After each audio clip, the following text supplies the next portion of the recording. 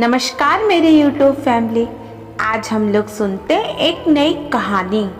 माँ, मुझे कुछ महीने के लिए विदेश जाना पड़ रहा है। तेरे रहने का इंतज़ाम मैंने करा दिया है। तकरीबन 32 साल के अविवाहित डॉक्टर सुदीप ने देर रात घर में घुसते ही कहा, बेटा तेरा विदेश जाना जरूरी है क्या? माँ की आवाज़ में चिंता और घबराहट झलक रही थी। माँ, मुझे इंग्लैंड जाकर कुछ रिसर्च करनी है। वैसे भी कुछ ही महीने की तो बात है, सुदीप ने कहा।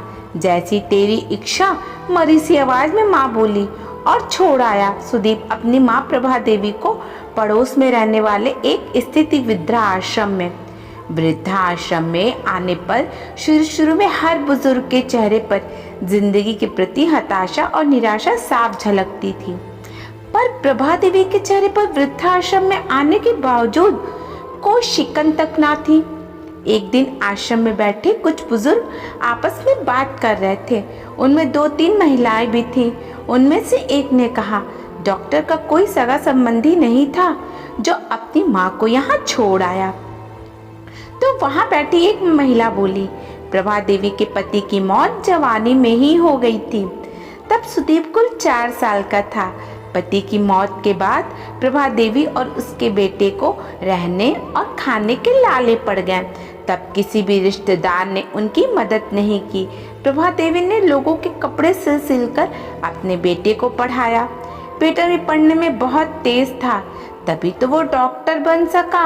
वृद्धाश्रम में करीब 6 महीने गुजर जाने के बाद एक दिन प्रभा देवी ने आश्रम के संचालक रामकिशन शर्मा जी के ऑफिस के फोन से अपने बेटे के मोबाइल के नंबर पर फोन किया और कहा, सुदीप तुम हिंदुस्तान आ गए हो या अभी इंग्लैंड में ही हो? माँ, अभी तो मैं इंग्लैंड में ही हूँ, सुदीप का जवाब था।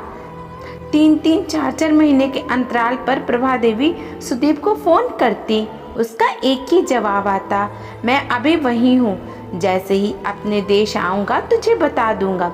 इस तरह तकरीबन 2 साल गुजर गए। अब तो वृद्धाश्रम के लोग भी कहने लगे कि देखो कैसा चालाक बेटा निकला, कितने धोखे से अपनी माँ को यहाँ छोड़ आया। आश्रम के किसी बुजुर्ग ने कहा, मुझे तो लगता नहीं है कि डॉक्टर विदेश गया होगा, वो तो बुढ़िया से छुटकारा पाना चाह रहा था। तभी किसी और बुजुर्ग ने कहा, मगर वो तो शादीशुदा भी नहीं था। अरे होगी उसकी कोई गर्लफ्रेंड, जिसने कहा होगा पहले माँ के रहने का अलग इंतज़ाम करो, तभी मैं तुमसे शादी करूँगी।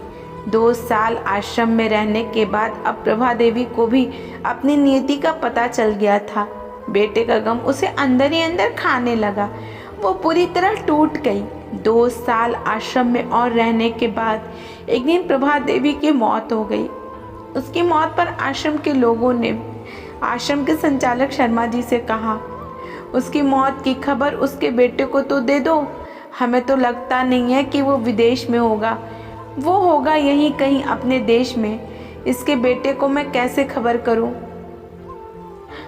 उसे मरे तो 3 साल हो गए। शर्मा जी की ये बात सुन वहाँ पर उपस्थित लोग सनाका खा गए। उनमें से एक बोला, अगर उसे मरे 3 साल हो गए तो प्रभा देवी से मोबाइल पर कौन बात करता था?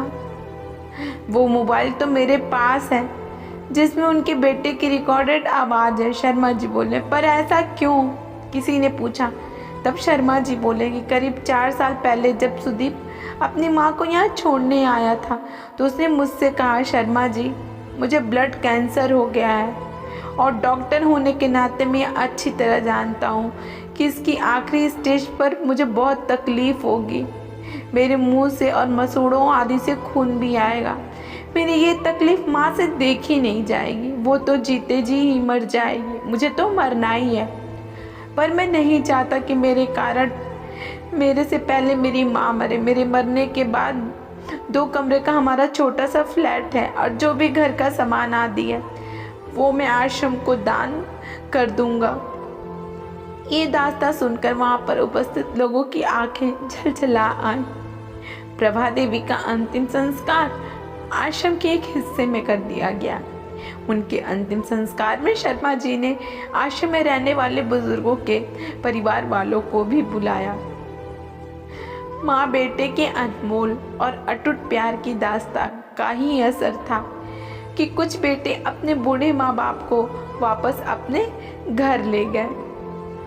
अगर इस कहानी ने आपके दिल को छुआ है तो सभी दोस्तों के साथ शेयर करें और हमारे चैनल को सब्सक्राइब कर लीजिएगा। धन्यवाद।